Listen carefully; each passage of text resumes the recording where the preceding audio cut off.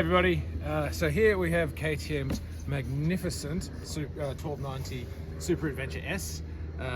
Absolutely one of my favorite bikes, I'm gonna say. I've only had the thing for about a week and I'm completely in love with it. However, with a bike like this, there are so many electronics that are involved in it. And I've got to admit, I'm still a little bit of a novice when it comes to this, but I thought I'd at least show you guys the dash and the controls so you can kind of get a bit of an idea about what's going on. Massive TFT dash. I think it's like 7 inches or 8 inches or something like that. Massive bloody thing. Mission control is over here. So your cruise control, and this is something that KTM has done in the past where you've got your little plus and minus buttons here. That sets your cruise control, and you can up and down it as you want. Okay, so you want to get into your modes, go right, your bike info over here, tire pressure monitoring, water, fuel range, nothing too fancy there. Hang on, out you get, sorry. Down into your trips, same deal, nothing too fancy. Okay, cool, here we go into the motorcycle sort of safety systems. This is where you get your modes. Now this is where it gets really cool. So go, you see, it gets rain, you can get off-road, rally mode, street. So I've been riding around in sport mode. Now here's an interesting thing. So if I change it to say rally mode, and then I get out, I get a different dash to what I would normally get. Big old gear position indicator. So I don't particularly want to be running in rally mode because I'm riding on the street at the moment. So I'm going to go back to, I'm going to go back to sport. Where are we? Come back here. Okay. So now it close throttle. Let's get back out of that.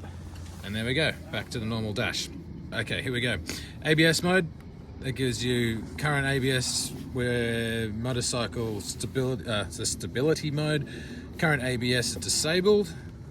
That's only in off-road, so I can lock the rear wheel if I want to. It's still on the front. Don't particularly need that at the moment. I'm going to keep it on road. Now with your traction control on the street, it's either on or off. So at the moment it's off, otherwise it's on. Try and keep it on at the moment.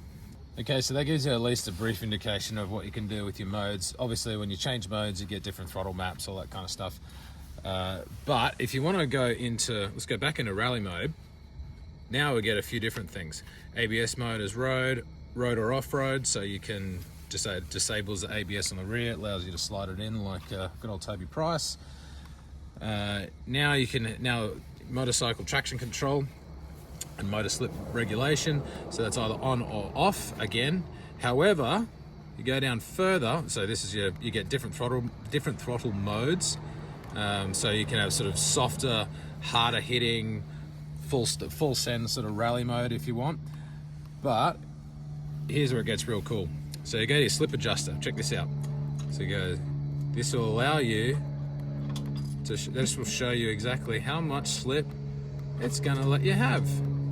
So if you really want to get funky with it, you know, you can hucker in Greg Hancock on a speedway bike style if you really want to. On a bike like this, I would not recommend it. Okay, next up we got suspension. Suspension mode, you got street, comfort, off-road, or you can go into your advanced modes. Or you can have completely adjustable suspension as per WP's automatic suspension, which you get to see a lot of these days. The Olands and whatnot, they've all got kind of pretty much similar systems. You can go into your preload adjuster, so you can change the preload. So watch this, you get more preload in the rear, more preload in the rear, more preload at 50, and then so you look and see they're going up and down, all the way back. And then you can go either a little high or a little low. I don't particularly want to have that. I want to just have it normal. Then you can go into the fork. You can change. See, look at that. The spring rate changes. Sorry, I shouldn't say the spring rate.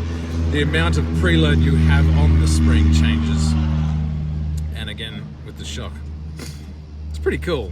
It's a bit of a Game Boy sort of setup. It's pretty neat. Okay, so with the preload adjuster, I'm gonna crank it up to about 30% overall. and then give it about, well, it's probably about number 5 on the fork, just to stiffen things up, you know, just that little bit more. You know, if you have, this is a, as far as I'm concerned, this is a street bike. This is not the adventure bike.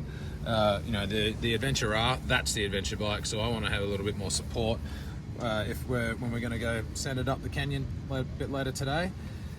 Now, this is another thing. Here we go. This is the adaptive cruise control. Now, the adaptive cruise control, as you can guess, judges the distance of the car in front, and it modulates your speed.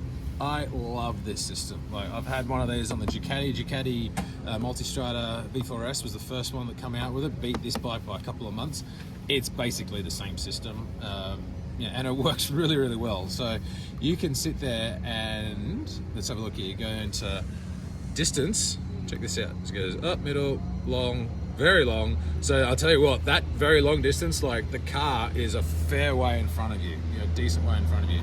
I always tend to just run it in like short, because it's kind of frustrating with the cars behind if you have a huge gap to the car in front and people don't think you're paying attention. So I always run it in short. And then you hop out of there, and then you have various other various other settings, you know, custom switches and tire pressure monitoring, that kind of stuff. But that's basically it, guys. You can get real lost in this system. Very, very cool system, but this is probably one of the more advanced systems out there, especially when it comes to these kinds of bikes. You'll see them more on big touring bikes and things like that over the coming years. But you know, which I kind of like, is because it's much more my style of bike, is that these bikes are actually leading the way in terms of tech right now. So anyway, boys and girls, that's just a little bit of a wrap of the dash of the KTM 1290 Super Adventure S. Hell of a bike, really cool system. Hope you enjoyed it. Cheers.